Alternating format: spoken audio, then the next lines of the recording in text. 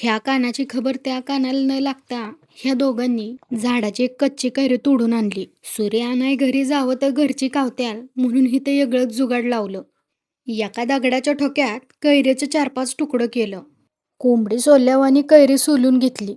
या गोष्टीची चाहूल लागताच वस्तीवरचं एक एक माणूस जमा होऊ लागलं. बघता बघता ही बातमी गावभर झाली.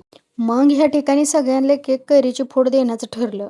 केशात लपवून आणलेली चटणी मिठाची पुडी काढून मग ती त्या कच्च्या कैरीवर नीट पसरून घेतली. प्रत्येकाला एकच फोड ह्या हिशोबानं मग वाटणी झाली. ह्या अशा प्रकारे दिसणारी कैरी बघून तोंडाला लय पाणी सुटलं. कवा एकदा खातोय असंच सगळ्यांना झालं होतं. मग मात्र सगळ्यांनी ह्या कैरीवर यथेच्छ ताव मारला आणि ह्या गावरान कच्ची कैरीचा मस्त आस्वाद घेतला. आणि सगळ्यांच्या रिएक्शन तर 101 होत्या. अशा लहान लहान गोष्टीतच लय आनंद दडलेला असतो, पण आपण ते हुडकायला कमी पडतो.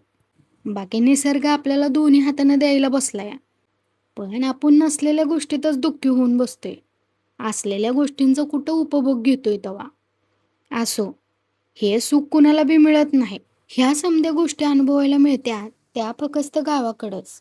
खरं तर कैरी एकच होती, एवढीशी, पण त्या कैरीनं कितीतरी जणांना कितीतरी आनंद दिला बरं का. बाकी मंडळी, या तुम्ही पण कैरी खायला आणि जाता जाता अभिदादाची रिॲक्शन ऐका. एकच नंबर. हे फक्त गावाकडंच चूक आहे.